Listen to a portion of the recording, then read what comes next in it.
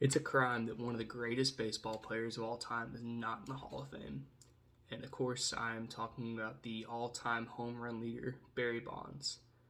All time home run leader, and also just top 10 a bunch of other offensive statistics that I'll talk about later. Uh, Despite this, he has basically been banned, or not banned, but shunned from the Hall of Fame by the Baseball Writers of America. This past year was his last year on the ballot, and he didn't get in. Now, if you know anything about baseball or Barry Bonds, you might know that he is infamous for his steroid usage, and that's part of the reason that he's not in the Hall of Fame. Uh, but despite that, his career statistics are just insane. And it can be argued he even had a Hall of Fame worthy career before he started using steroids. And he also was never banned from the ballot or the league. He 1000% deserves to be in the Hall of Fame. Now, like I just mentioned, one of the greatest baseball players of all time statistically. Like I said, he is the number one home run leader of all time with 762 career home runs. According to Baseball Reference, he is top 10 in on base percentage, WAR, slugging percentage, runs, total bases, runs batted in, all time leader in walks. On top of that, he's a 7-time MVP, 12-time Silver Slugger, 14-time All Star. And steroids or not, you cannot say that those stats and those accolades are not just crazy. That is so worthy of the Hall of Fame. Another thing is, many people just want to call Bond a cheater. There's no place for a cheater in the Hall of Fame. And I will say steroids are a form of cheating. I'm willing to admit that. But if Bonds was inducted to the Hall of Fame, he would not be the only cheater in the Hall of Fame. If anyone is familiar with Gaylord Perry, he's a 2-time Cy Young winner, 5-time All-Star Game appearance, and he has a nice, pretty plaque in Cooperstown at the Hall of Fame. But what he is infamous for is using illegal substances on his pitches. I think Vaseline was one of them, and it was not allowed when he was playing, but nobody seemed to bat an eye. He's in the Hall of Fame.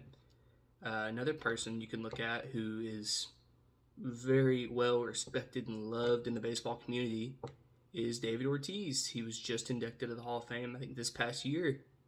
And he actually tested positive for steroids in 2003, but kind of just tends to go right over people's heads. Moving on from that, Barry Bonds played a long career, 22 years. And he actually didn't even start using steroids till 1998, which would have been 12 years into his career because he started in 86. So he had a 12-year career already before he started using steroids. If his career had ended in 1998, he'd be a .290 career hitter with 411 home runs, 1,917 hits, 1,216 RBIs, 1,357 walks with a 966 OPS.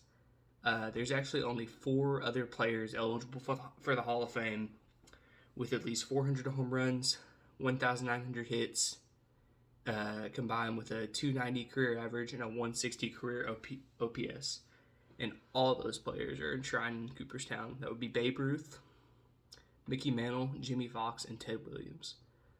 And that raises the question, does Bonds deserve to be in the Hall of Fame for his pre-steroid accomplishments, or should his steroid usage taint his entire career and his legacy? Another thing I mentioned earlier that I find pretty crazy is, Bonds was never banned from the Hall of Fame. He's been on the ballot. He was never banned or suspended from the league for steroid usage. In fact, he actually had a brief stint as a hitting coach a few years ago for the Miami Marlins, so he was never even banned. You can tell there's plenty of evidence that points that Barry Bonds deserves to be a Hall of Famer. He's one of the best, most exciting players the sport has ever seen. He was the face of the game for, I'd say at least 10 to 15 years during his career. He was that guy. His steroid usage should not define his legacy, should not taint his career the way that it has. He belongs in the Hall of Fame because at the end of the day, the Hall of Fame really is just a museum dedicated to the sport of baseball, its players, and just the history of the sport. The steroid era was a huge part of baseball history, and so was Barry Bonds. So they definitely should let him in, even if they have to put like an asterisk on his plaque. He deserves it.